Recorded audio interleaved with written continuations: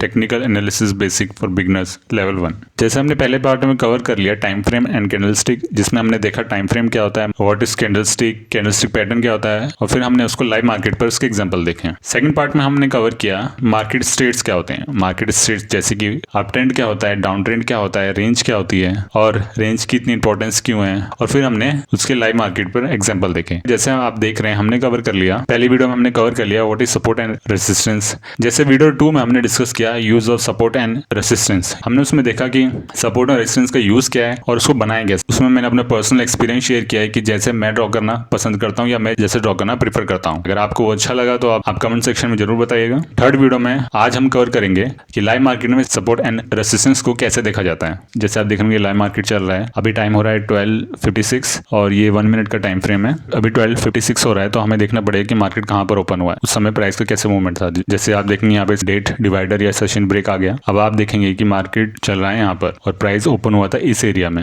यहाँ से। तो अब जैसे आप देख सकते हैं कि अगर आपको सपोर्ट और रेजिस्टेंस ड्रॉ करना है तो आपको देखना पड़ेगा सबसे एग्रेसिव मूवमेंट कहाँ पर था। लाइव मार्केट को ना देखें तो देखेंगे प्राइस का एग्रेसिव मूवमेंट एक यहाँ पर था, जिस रफली हम एक जोन बना देंगे। फिर अब एग्रेसिव यहाँ पे गया, प्राइस हाई यहाँ पर बनाया, तो आप एक लाइन ड्रॉ कर दीजिए कि हाई डिनोट करने के लिए कि हाई है। हाई आप जोन की तरह भी बना सकते हैं कि आप इसको भी काउंट कर सकते हैं कि हमने बना दिया है हाई, रफली हमने बना दिया। प्राइस ने एग्रेसिवली इसको ब्रेक कर दिया। आप देख सकते हैं कि प्राइस अभी यहाँ पर है, तो इसका मतलब प्राइस ने इस पॉइंट से एक हायर हाई बना दिया। और आप देख रहे हैं कि अगर आप प्रीवियस डे से देखें तो प्राइस यहाँ पर है, इसका मतलब प्राइस यहाँ से भी हायर हाई बना चुका है और इस लो से ये लो ऑलरेडी हाई है।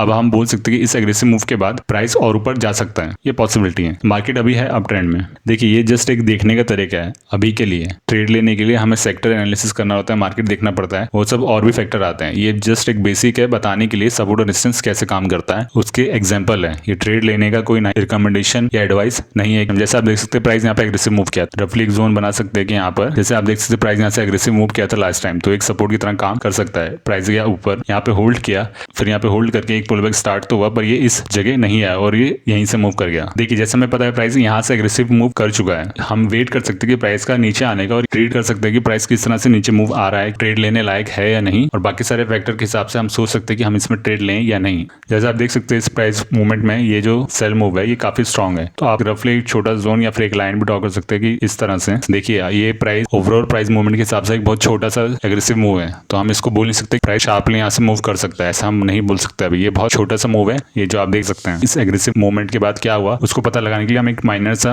रेजिस्टेंस ड्रॉ कर सकते हैं। फिर ड्रॉ करने के बाद आप देखते हैं प्राइस यहाँ से ऊपर गया, फिर नीचे आया, फेक बनाते हुए फिर वापस नीचे आ गया, पर फिर वापस ऊपर गया और इस लाइन के पास होल्ड कर रहा है। तो आप देख सकते हैं कि ये जो रेजिस्टेंस है इसको होल्ड करने की कोशिश कर रहा है, पर प्राइस बार बार ब्रेक हो रहा है ऊपर की ओर। देखिए प्राइस इस लाइन के पास होल्ड कर रहा है, तो अभी हमें वेट करना होगा कि प्राइस का ये किस डायरेक्शन में मूव कर रहा है। अभी हम बोल नहीं सकते कि प्राइस किस तरह से मूव करेगा, अभी हमारे पास इनफ डेटा नहीं है पता लगाने के लिए प्राइस की डायरेक्शन कहां पर होगी। तो अभी हमें वेट करना होगा। 1:06 की कैंडल ओपन है और ये 1 मिनट का चार्ट है, तो उस हिसाब से देख रहे हैं कि हमारे पास मार्केट क्लोज होने में कुछ ही आवर्स बाकी हैं। अभी के लिए हम ये देख सकते हैं कि प्राइस यहाँ पर थोड़ा सा एग्रेसिव मूव किया, पर अब उसके बाद यहाँ पे बहुत स्लोली मूव कर रहा है। अभी ये रेड कैंडल स्ट्रांगली नीचे आ रही है, अभी हम देख सकते हैं इसका क्लोज कैसे होगा, उस बेसिस पे हम पता लगा सकते हैं कि प्राइस कहाँ मूव करेगा। पॉसिबिलिटी ये हो सकती है कि प्राइस यहाँ से स्ट्रांगली एक मूवमेंट आ जाए ऊपर की ओर, थोड़ा सा होल्ड करे और प्राइस और थोड़ा ऊपर चले जाए और फिर यहाँ पे कहीं क्लोज हो जाए, ये पॉसिबिलिटी हो सकती है। या प्राइस यहाँ नीचे आ जाए, थोड़ा और ड्रॉप कर जाएगा यहाँ पे और यहाँ पे ऐसे होल्ड करके नीचे गिर जाए, ये भी एक पॉसिबिलिटी हो सकती है। और फिर नेक्स्ट डे ये यहाँ पर इस लेवल पे आके सपोर्ट ले और फिर यहाँ से ऊपर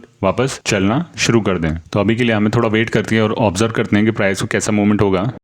जैसे आप देख सकते हैं ये एक माइनर सपोर्ट आप ड्रॉ कर सकते हैं। देखिए जैसे प्राइस उस माइनर सपोर्ट से थोड़ा सा ऊपर होगी, प्राइस एग्रेसिव मूव करना शुरू कर दिया, तो ये हो सकता है जो हमने फर्स्ट पॉसिबिलिटी बताई कि प्राइस यहाँ से इस डायरेक्शन में यहाँ तक पहुंच सकता है, चांसेस अब बढ़ते हुए हमें दिख रहे हैं। इस तरह से हम बोल सकते हैं, उस हिसाब से हम प्रिपेयर होते हैं कि ट्रेड लें या नहीं लें या कहाँ लें, कैसे लें। इस तरह से हम रीड करते हुए चार्ट को देखते हैं। हम डायरेक्ट नहीं बोल सकते कि इस लाइन के पास आया तो हम बाय कर लेंगे या उस लाइन के पास गया तो वहां से हम सेल कर देंगे। तो चलिए, तो फिर मैं अब इसको बाद में अपडेट करता हूँ कि हमने जो यहाँ पे शॉर्ट टर्म एनालिसिस देखा इसका कैसा।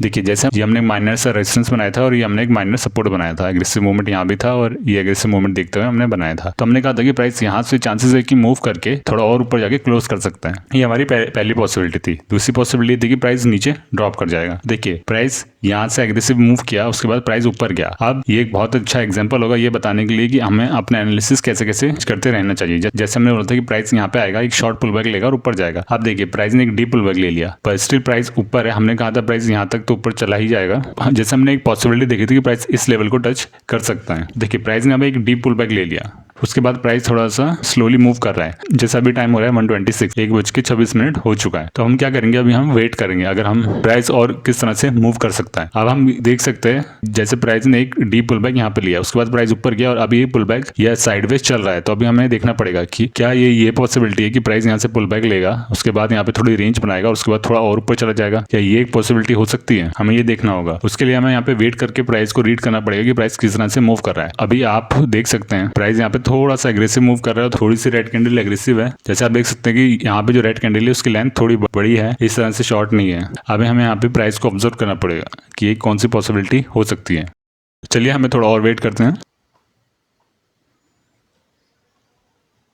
चलिए देखते हैं प्राइस ने कैसे मूव किया। देखिए अभी टाइम हो रहा है 1:37। जब एग्रेसिव कैंडल बन के क्लोज हो रही थी तो हमने बोला था कि चांसेस है कि प्राइस की इस लेवल तक टच कर सकता है या इससे ऊपर क्लोज कर सकता है। फिर हमने सेकंड टाइम देखा कि प्राइस ने एक डीप पुल बैक लिया, उसके बाद हमने बोला था कि प्राइस ने एक डीप पुल बैक लिया। तो हमें चांसेस है हमें अपने बायर्स और व्यू को एक बार फिर से उसको एनालाइज करना पड़ेगा। तो हमने देखा था कि यहाँ पे डीप पुल बैक है। हमने देखी थी एक पॉसिबिलिटी हो सकती है कि प्राइस यहाँ से मूव करके रेंज में जाके फिर एक शार्प मूवमेंट ऊपर दिखाए और इस एरिया तक पहुंच जाए। सेकंड बार एनालिसिस करके हमने ये देखा था। जैसे आप देख रहे हैं प्राइस ने वैसे ही मूव किया और वो उस प्राइस पॉइंट तक पहुंच गया। तो इसका मतलब ये हुआ कि अगर हमने ट्रेड यहाँ कहीं ले रखी होती बाय की तो हम यहाँ पर एग्जिट हो जाते हैं, क्योंकि हमने इतना एनालिसिस कर रखा था और हम कंफर्टेबल थे इतने प्राइस पॉइंट के लिए और हम इस तरह एग्जिट हो जाते हैं। तो आप सपोर्ट और रेजिस्टेंस का इस तरह से भी यूज कर सकते हैं। इस वीडियो के बाद हमारा टेक्निकल एनालिसिस लेवल 1 कंप्लीट होता है।